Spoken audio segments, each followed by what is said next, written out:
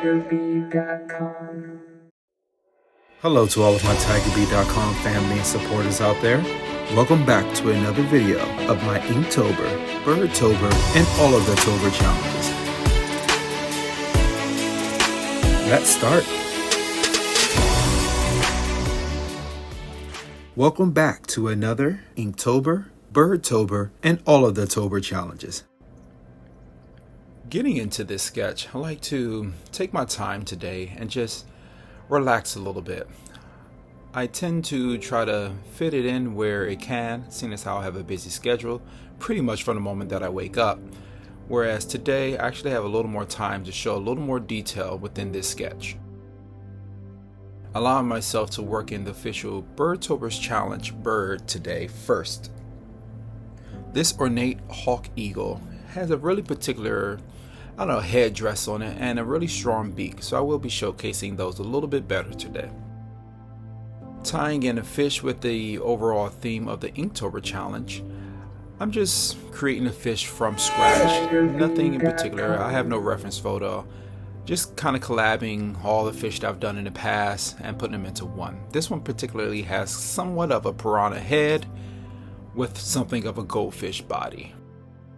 I was thinking about doing long fins, but I decided to go against that later on. Working on the pieces that are going to go either in the foreground and or background, I wanted to create kind of like a glass world where these pieces of glass are so shallow that the water kind of ripples only on top of it.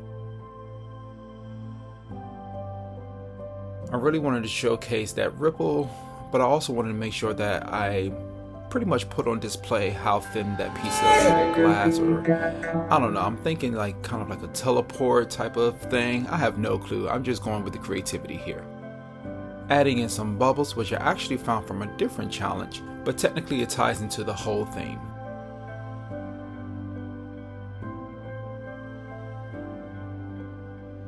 Allowing myself to not only utilize all the attributes of this program, which is Procreate, copy and paste and rearranging these things really helps me with my time management. Replacing and relocating and resizing is the name of the game at the moment, allowing myself to create this world that I've created for myself. Going back into the bird, starting off with the beak, but I'll be going back and forth between so many different things. The beak, the feathers, upper layers, lower layers, all of the above. I really wanted to take my time and just showcase, that this bird is within its first year of living instead of giving a full-blown adult. It's very interesting the change between this first year and the year right after, actually. Totally different bird. You wouldn't assume that it was the same one. Allowing myself to work in the feathers in the top of the head, and I slowly make my way around. Giving some different textures around the eye, and really making sure that I give off the different feels between one texture and the other, between the beak, the fur, and that smooth patch right there. Working the details around the eye, just making sure that the placement is what I prefer, and then going up to the eyebrows, adding a little more feathers here and there. Getting into the nose and making sure that it works well with the snout of this particular bird. And like I said, going back and forth is keen for me. Making sure that I keep the image fully in my eye span versus trying to work one area the whole time. Getting into the head and making my way around the head as well. This particular bird had a really nice headdress, so I'm really happy with the thought that I have and looking forward to making sure that it looks well.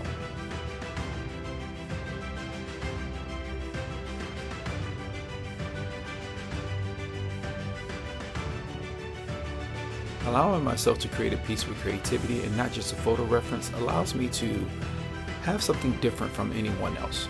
It allows me to put things together that you won't typically see everywhere else. That's why I'm really happy with what I'm producing so far today. This headdress really had really strong feathers at the top, so Obviously, I couldn't wait to add that in, just to make sure that I differ it from all the other birds I've done this month for the Birdtober challenge.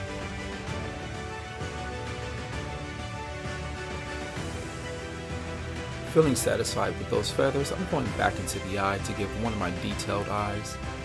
If you've seen any other long video that I've done this Inktober/Birdtober challenge, you notice that some of the eyes were just basic or hollowed out.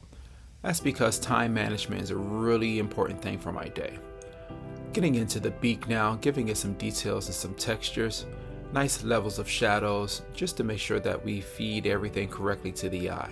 Making sure that everything is understandable. What's front, what's back, what's before this layer, what's before that layer. It's really important to make sure that you understand shadowing and make sure that you understand the story that you're giving with the shadows. I felt as though something was missing from the eye area, so I want to give a little more shadow there as well.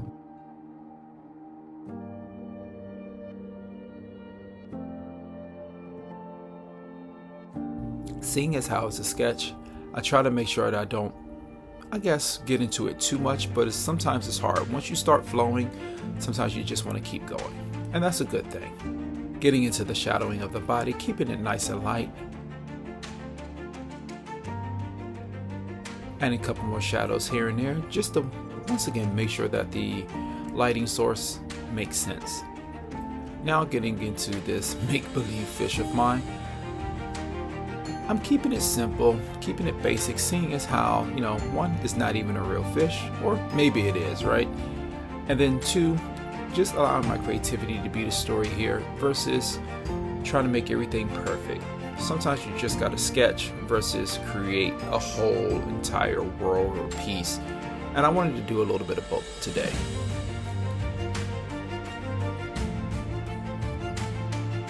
Adding in some light scale work.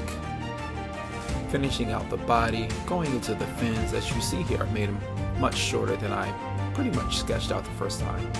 Things like a sketch really does help. I know a lot of people tend to try to rush into it, and maybe for certain situations that would be great, but for this situation, sketching out the fish allowed me to realize I didn't want long fins. It really took up too much attention. I want the whole story to have an eye within the whole prize. I felt as though he didn't have enough shadowing, so I decided to add shadows to him as well. I hope you enjoyed today's video. Be sure to return for the next installment of TigerBee.com. Also, don't forget to follow, subscribe, like, love, and share.